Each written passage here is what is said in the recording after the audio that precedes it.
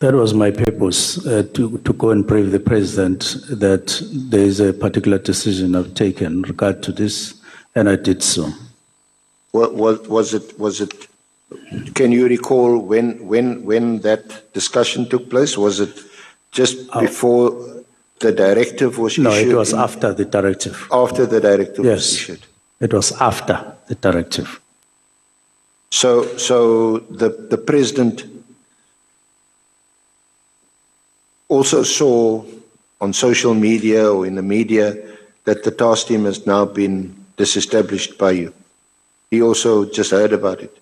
Well, I'll have to give you evidence that he picked it up from social media. I don't know. What I know is that I sought an appointment and it was granted at a particular time and I went to brief him. I didn't ask whether he had seen it or not. So you didn't inform the president before you issued the directive. You only spoke to him after you issued the directive. I've already said so. Okay. Senior counsel. So thank you. So when or how soon after the directive of 31 December did you tell the president about the disbandment? I've already indicated that it must have been January, February. I don't have the exact date. I will check. What did you tell him? Did you give him any reasons why you are directing that the task team be disestablished? Well, or did you just tell him by the way? It was a short briefing with the president. It was a briefing. It wasn't a discussion to say, I at some point took this decision last year in December. And all I remember is that I did say there are matters that I have developed a very serious concern about. And I said to him, these matters, among others, have led me to disband the political clearance task team. And that was one of the things that I mentioned during the short briefing. Yeah. So you said it was a short briefing? Yes. It was a short briefing. Yeah. I suppose except of matters of national importance, you could schedule a longer meeting with the president. I could have made it longer. No, you could schedule, or your chief of staff could schedule a longer meeting with the president on matters of national importance. I should do so, or I should have. I'm asking whether it's not perhaps more appropriate to arrange a fixed meeting with the president to have a longer time to discuss these matters. I do that from time to time when it is necessary. Well, so that's why, can we ask, I mean, was this meeting 10 minutes, 15 minutes, 5 minutes, half an hour? How long was this meeting? I really didn't calculate the time. I got a slot and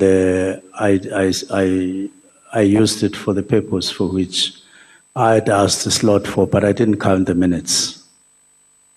And you didn't provide him with reasons X, Y, and Z why you are disestablishing the team. You didn't furnish him with any reports or anything like that. No, it wasn't going to include a discussion. It was just a briefing.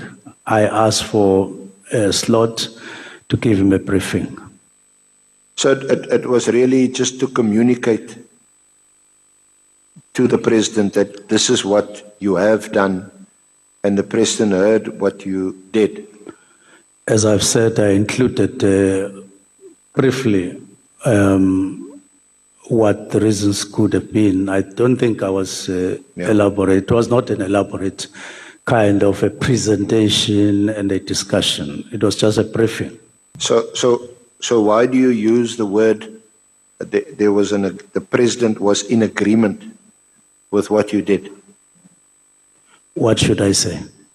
Well, it sounds to me that you conveyed what you did to the president. The president heard what you had to say, and and basically noted it. An agreement, let's not become technical. I think we know what an agreement means. Two or more people discuss something. They put whatever is on the table that requires an agreement. They engage, and then they say, okay, fine. Here it sounds like there was no engagement. You informed the president of your decision. I briefed the president. Yes, you briefed the same thing. You briefed the president. But the president didn't engage you. He couldn't. You didn't give him any reasons. You never told him why you wanted the task team to be disestablished, so that the president could say, oh, okay, but why X, Y, and Z?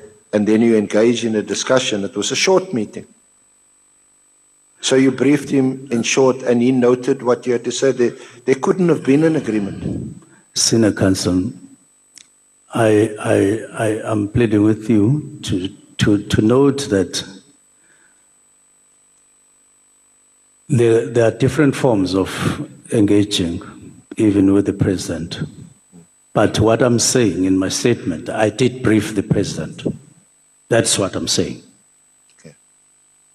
After the effect, after the 31st. Yes, I was just questioning whether you could say there was an agreement or that the president agreed with the directive, given that it was a briefing and it was short. That's what I was questioning.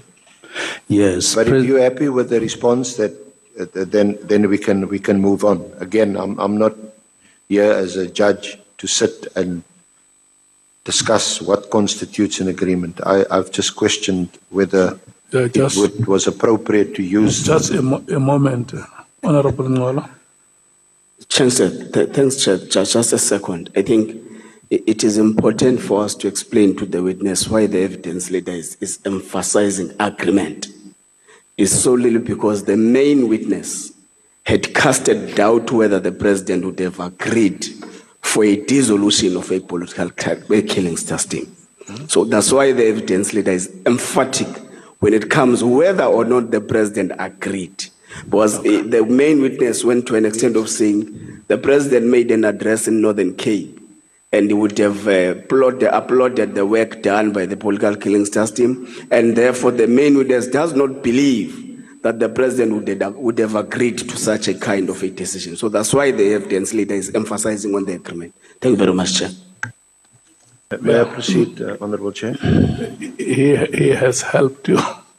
Yeah, I asked it. Just one more moment. Honorable Malem. No, thanks, Chair. I think we must put it simple because it's going to be a serious issue. Did the president agree to the disbandment of PKTT? The answer in the affidavit is that I briefed the president, he agreed with the briefing I gave him. So, Honorable Minister, is the answer yes?